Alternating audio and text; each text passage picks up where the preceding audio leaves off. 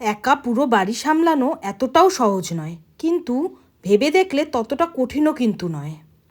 পারবো না বলে কোনো কিছুই হয় না, আর আমি কিন্তু পারবো না কথাটা খুব একটা পছন্দও করি না। যাই হোক, শাশুড়ি মা না থাকলে একা বাড়ি সামলানোর আজ প্রথম দিন। Hello, hi everyone, good morning সকলকে। আমার নতুন আরেকটা ব্লগে সকলকে স্বাগত জানাই। জানো তো, সংসার কথাটা ছোট হলেও দায়িত্ব কিন্তু অনেকটা।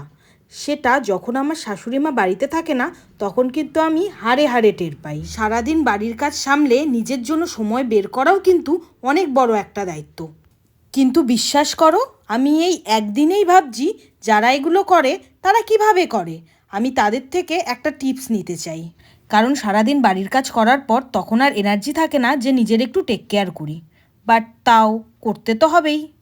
জানো তো, হাউসওয়াইফদের দায়িত্ব যতই অনেক থাকুক, কিন্তু তাও কেউ তাদের দাম দেয় না। হ্যাঁ, এটা কিন্তু সত্যি কথা। আমি একজন মেয়ে হয়েই বলছি। যে কোনো গোল টেবিলেই তুমি যদি বলো যে তুমি একজন হাউসওয়াইফ, অনেকেই ভুরু কোঁচকায়, নাক কোঁচকায়। হ্যাঁ, এরকম আমি দেখে এসেছি। কিন্তু তাই বলে যারা অফিসে কাজ করে তাদেরকে আমি একদমই ছোট করি না। তারা ঘর ও বাইরে দুটো একসাথেই সামলায়, আর সেটা কিন্তু খুব একটা সহজ কাজ নয়। কিন্তু যারা বাড়িতে সারাদিন কাজ করে, আমি তো ছাড়ো, আমি তো সারাদিন সেরকম কাজই করি না। হয়তো আমার শাশুড়ি মা করে, আমার মা করে। ছোটোবেলা থেকে দেখে আসছি যারা হাউসওয়াইফ তারা কিন্তু দুবেলা দুমুঠো যদি ভাত ফুটিয়ে না দেয়, তাহলে কিন্তু বাড়ির কর্তারা কাজে যেতেও পারবে না টাইম মতো। আর অবাক করা কাণ্ড কি জানো তো, এর বদলে কিন্তু তারা একটা টাকাও এক্সট্রা চার্জ নেয় না, ইভেন কোনো চার্জই নেয় না।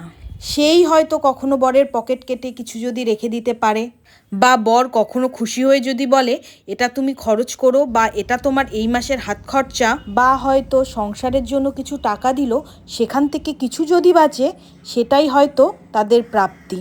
একটা কথাই বারবার মনে হয় জানো তো, এখনো পর্যন্ত কেন হাউসওয়াইফদের কেউ এত দাম দেয় না, সবাই কেন এত খিল্লি করে।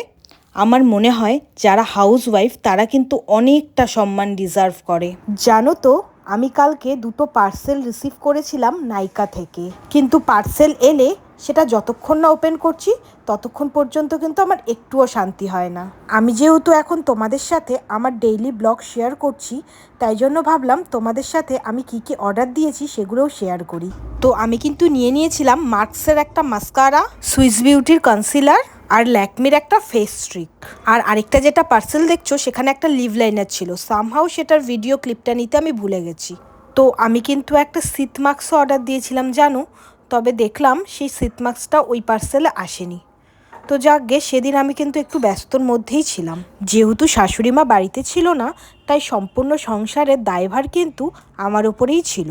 আর তার মধ্যে দেখো, আমি ব্লিঙ্কিট থেকে যা যা অর্ডার দিয়েছিলাম সব কিছু কিন্তু বাড়িতে ঠিকঠাক ডেলিভারিও হয়ে গেছে।